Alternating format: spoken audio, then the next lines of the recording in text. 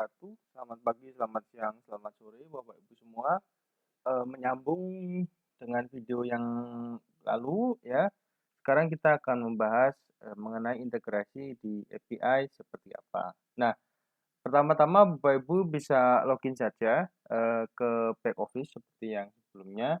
Lalu untuk mendapatkan API key, ya seperti misalnya yang ada di sini API key-nya. Nah, itu Bapak Ibu perlu dulu untuk mengganti password default-nya ya. Jadi nanti silakan langsung pergi ke halaman profile, klik di situ dan ganti password-nya seperti itu. Nah, lalu klik di bagian setting, maka Bapak Ibu semua akan mendapatkan API key yang nanti bisa untuk digunakan untuk mengkonsum API-nya. Nah, untuk API sendiri, nah di sini akan terbagi menjadi dua section, nanti akan diberikan untuk URL Postman-nya. Yang pertama itu adalah section untuk teacher, yang kedua adalah section untuk training. Nah, jadi untuk teacher ya Bapak Ibu semua di sini get identities itu digunakan untuk mengecek apakah data guru tersebut berdasarkan NIK itu sudah ada atau belum di Dapodiknya Vokasi gitu ya, atau di database-nya kita gitu. Nah, misalnya di sini ketika NIK-nya valid, maka dia akan mengeluarkan datanya seperti ini. Nah, endpoint ini bisa digunakan untuk misalnya Bapak Ibu menarik data gitu ya, atau digunakan yang lainnya gitu. Nah, kegunaannya khususnya adalah nanti untuk melakukan pengecekan data apa saja yang dikirim ketika nanti mengirim training gitu. Nah, misalnya kalau di sini bukan 01 tapi 11, nah maka dia hasilnya akan seperti ini. Berarti kan dia nggak ada. Anggaplah ini NIK-nya orang beneran gitu ya, yang 11 gitu, tapi dia nggak terdaftar. Nah, nanti dia akan diperlakukan berbeda ketika dia di-post atau kita ingin nge-post menambahkan data orang ini tapi dia tidak ada. Itu berbeda dengan ketika data orang ini sudah ada, gitu ya. Ini yang get identities. Yang kedua di sini ada get history mengajar. Nah, sama saja ya. Jadi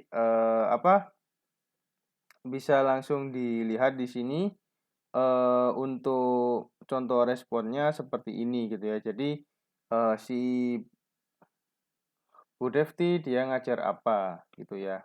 Di get identities dia siapa gitu ya. Nah, terus sama juga di sini bisa get history diklat. Nah, ini misalnya yang pernah diklat ya Bapak Ibu semua.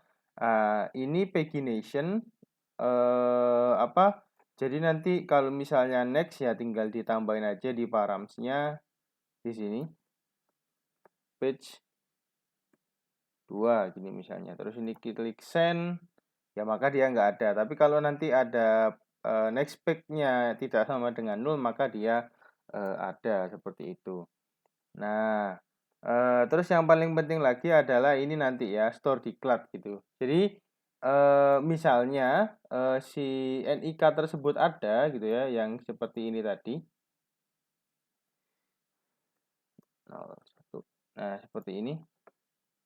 Nah, ini kan ada ya Bapak Ibu semua. Nah, itu kalau di sini ada hasilnya bukan 0 atau array kosong, itu Bapak Ibu semua cukup di sini ya kan payload payload wajibnya itu yang ini.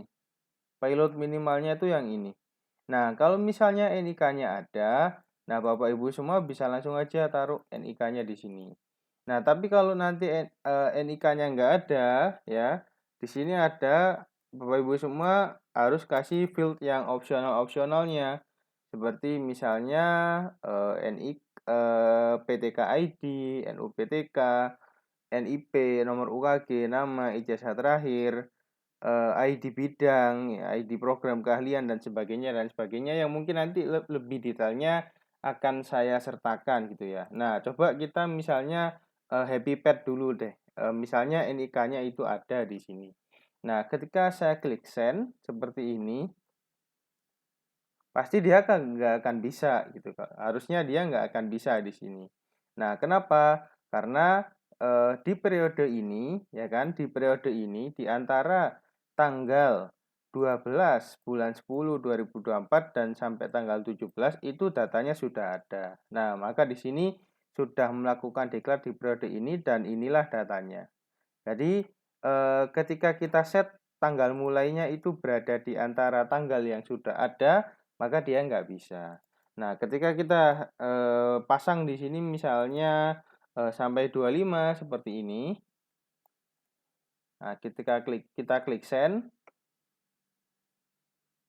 Nah, maka dia akan otomatis ada dan nanti Bapak Ibu semua silahkan di field-nya masing-masing menambahkan row yang namanya UUID ya, atau mungkin row ID sebagai tanda bahwasanya data diklat ini sudah tersinkron gitu. Nah, takutnya kan nanti di tengah pengiriman dia gagal atau misalnya ditanya ini sudah ada belum datanya. Nah, maka kalau dia punya row ID seperti ini, ya ini harap disimpan. Kalau dia punya ini, berarti dia pasti sudah ada. Seperti itu Bapak Ibu semua. Nah, langsung bisa kita cek di sini di dapur vokasi, kita klik cari guru berdasarkan NIK, kita klik search seperti ini. Nah, maka harusnya ya betul status diklatnya sudah dan ini sudah langsung muncul diklatnya. Jadi bisa secara real time. Seperti itu Bapak Ibu semua. Jadi nanti di sini ada lagi untuk store diklatnya. Nanti di video selanjutnya lagi ya, di video yang mungkin lebih komprehensif akan saya tunjukkan caranya, bahkan example ya, sampai cara bagaimana data itu dikonsum ya, karena kalau di Postman nanti ada kodenya ya, ada kode generatornya di sini. Nah, itu nanti kita coba manfaatkan seperti itu. Nah, misalnya dia tidak ada ya seperti ini. Nah, maka kita isi sendiri di sini. Misalnya nama DevTest, terus mungkin nanti NIP-nya berapa dan seterusnya. Nah, ini kalau kita klik send seperti ini sama, dia akan bisa gitu. Tapi dia nggak akan bisa dicari di sini. Nah, misalnya ini kita klik 11 gini, dia nggak akan bisa. Oh maaf, kok Ctrl S. Kita search gini, ya dia nggak akan ketemu gitu sih. Tapi di sananya, di belakang ya, di background, dia tetap terinputkan gitu. Jadi bisa dipastikan dulu ya, nanti field-fieldnya seperti apa, nanti akan kita berikan contohnya. Seperti itu Bapak Ibu semua, penjelasan singkat tentang REST API yang mungkin nanti akan kami buatkan lagi satu video komprehensif untuk contoh consuming REST API kita akan menggunakan PHP, mungkin Laravel atau mungkin CodeIgniter. Oke, itu saja dari saya. Terima kasih Bapak Ibu semua. Wassalamualaikum warahmatullahi wabarakatuh.